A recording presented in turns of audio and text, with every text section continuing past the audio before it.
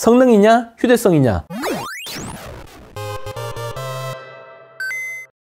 테크요정 비티크의 비필입니다. 노태문 사장은 언팩 발표 전 기고문을 통해 역대급 흥행과 함께 스마트폰의 새로운 표준을 제시할 것이라고 자신감을 보여줬는데, 최근 판매 부진의 여파로 인한 구겨진 자존심을 회복하고 싶다는 갈망을 담았다고 생각합니다. 중요한 거는 갤럭시 S22 얼마나 좋아졌냐, 이 부분이 아닐까 싶습니다. 그래서 갤럭시 S22 시리즈를 비교해보는 시간을 가져보겠습니다. 이번에도 3가지 모델이 출시되었는데 전작과는 좀 차이가 있습니다. 이해를 도와드리기 위해서 디자인 중심으로 차이점이 과연 무엇이 있는지 틀린 그림 찾기를 해보도록 하겠습니다. 먼저 일반형과 플러스 모델부터 살펴보겠습니다. 전체적인 디자인은 S21과 비슷한데 기존 디자인을 다듬는 방향으로 내놓았습니다.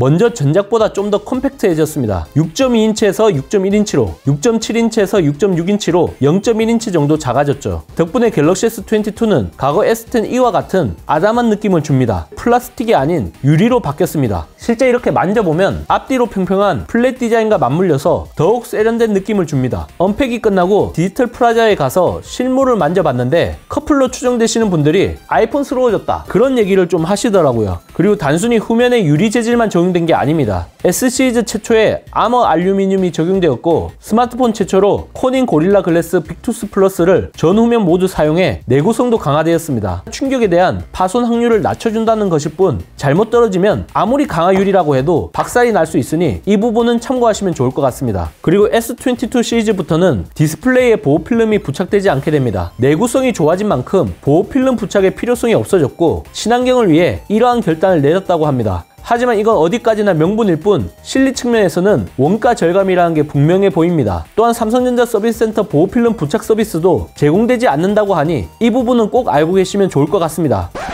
작아진 만큼 무게도 소폭 가벼워졌습니다. S22는 약 167g, S22 플러스는 약 195g입니다. 두 제품의 무게 차이는 28g 정도 나는데 실제 들어보면 훨씬 더 크게 체감이 됩니다. 확실히 가벼워요. 두께도 7.6mm로 0.3mm 정도 슬림해졌습니다. 대신 배터리 사용 시간이 둘 다 300mAh 줄어들었기 때문에 일장일단이 있다고 봐야 할 것 같습니다. 여러분들께서 현재 보고 계시는 이 색상 바로 팬텀 블랙입니다. 또한 팬텀 화이트, 그린, 핑크 골드 4가지 색상을 선택할 수 있는데요. 쉽게 질리지 않으면서 오묘한 느낌을 주는 그린 색상이 저는 마음에 들었습니다. 갤럭시 Z 폴드 3의 그린보다는 좀 더 채도가 높고 산뜻한 느낌인데 저는 이 컬러도 상당히 좋아 보였습니다. 이 두 모델의 스펙 차이는 전작에 비해 오히려 줄어들었습니다. 디자인, 디스플레이, 모바일 AP, 램, 카메라, 내장 메모리 모두 동일하고요. 플러스 모델이 화면과 배터리가 좀 더 크고 45W 충전으로 완충까지 빠르게 도달하며 와이파이 6E와 초광대역 통신, 그리고 베이퍼 챔버가 제공된다는 게 가장 큰 차이점입니다. 다이나믹 아몰레드 2X 디스플레이가 탑재되었는데 기대를 모았던 LTPO가 아닌 LTPS 패널이 탑재되어 실망스러운 모습을 보여줍니다. 울트라 모델에만 LTPO가 들어간 게 맞습니다. 디스플레이 주사율에 대한 스펙 표기를 통신 주기로 표기해 해외에서도 논란이 되었는데 지금은 10에서 120Hz가 아닌 48에서 120Hz로 수정된 상황입니다.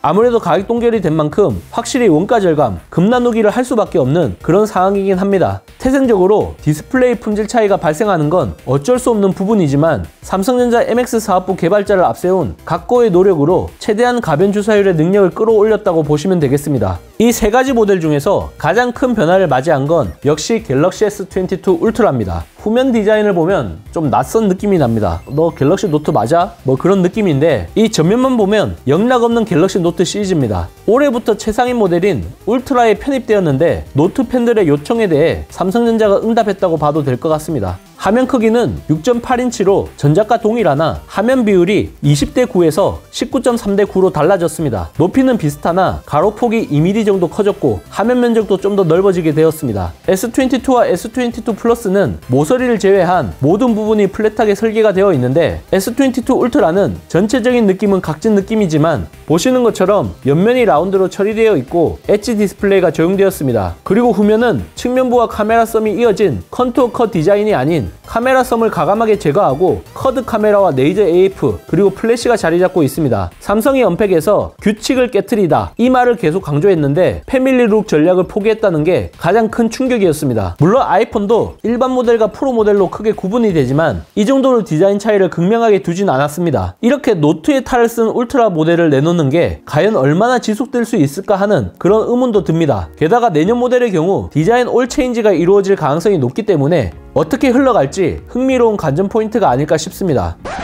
엣지 디스플레이 같은 경우 호불호가 극명하게 엇갈리는 그러한 요소입니다. 좌우 베젤이 거의 느껴지지 않아 영상을 볼 때는 확실히 좋긴 합니다. 또한 디자인 그립감 측면에서 호평을 받고 있는 것도 사실입니다. 하지만 타이핑 등 입력과 관련된 사용성 측면에서는 불편하다는 의견도 적지 않습니다. 개인적으로는 후자에 해당하는지라 플랫하고 콤팩트한 울트라 모델이 출시되길 바라지만 아직까지 현실화가 된 적이 없습니다. 일단 화면이 커야지만 넉넉한 내부 구조를 앞세워 고성능 스펙을 앞세울 수 있으니 삼성 입장에서 이걸 포기할 수가 없는 겁니다. 그렇다고 애플 아이폰처럼 4종의 라인업을 출시하기에는 수요 예측, 재고 관리 이런 게 부담이 될 수밖에 없는 겁니다. 비록 제품 컨셉에 대한 호불호가 엇갈릴 수 있지만 S22 울트라가 전작 대비 한층 더 완성도가 높아졌다는 건 분명합니다. 일반용과 플러스는 배터리 용량의 다운그레이드가 이루어졌지만 울트라는 5000mAh로 전작과 동일하며 S펜이 기기 내 수납되었음에도 불구하고 무게는 227g으로 전작 수준을 유지했습니다. 카메라 섬이 없어진 게 확실히 효과를 봤다고 할 수 있겠습니다. 하지만 이러한 노력에도 불구하고 상대적으로 무겁게 느껴지는 건 분명한 사실입니다. 갤럭시 Z 플립 3를 계속 써왔던 입장에서 갤럭시 S22 울트라로 넘어가는 거 솔직히 좀 부담이 됩니다. 성능이냐 휴대성이냐.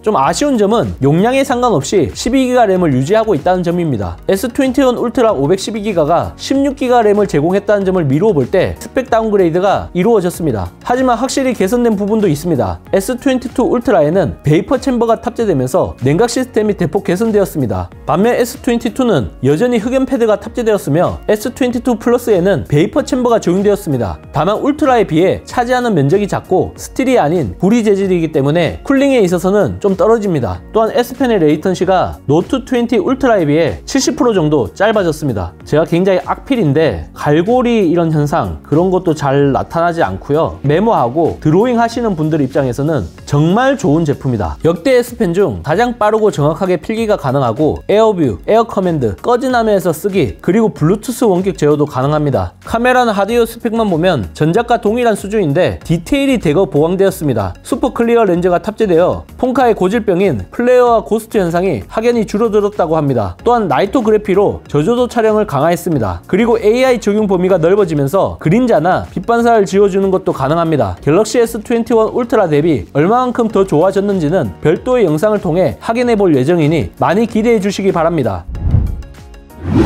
LTPS와 LTPO 논란, 12GB 램 스펙 다운, 보호필름 서비스 중단까지 출시 전 다양한 이슈가 나오고 있지만 딱히 흠잡을 부분이 없는 개선판이라는 느낌이 듭니다. 지난 2년 동안 발생한 품질 이슈가 갤럭시 S22 시리즈에서 비로소 어느 정도 안착하는데 성공한 느낌을 받게 됩니다. 하지만 혁신성은 폴더블에게 바통 터치가 된 상황에서 감흥이 예전같지 않은 것도 사실입니다. 만약 친숙함이나 익숙함을 원하신다면 갤럭시 S22 좋은 선택일 수 있지만 드라마틱한 변화를 원하시는 분들은 오는 여름에 출시되는 플립4 또는 폴드4를 기다려보시는 것도 괜찮지 않을까 싶습니다. 여러분들의 생각은 어떠신가요? 이번 영상 잘 보셨다면 좋아요, 구독, 알림 설정까지 모두 눌러주세요. 영상 제작에 큰 도움이 되니 잊지 말고 눌러주시는 센스. 지금까지 테크요정 BT크의 BPD였습니다. 고맙습니다.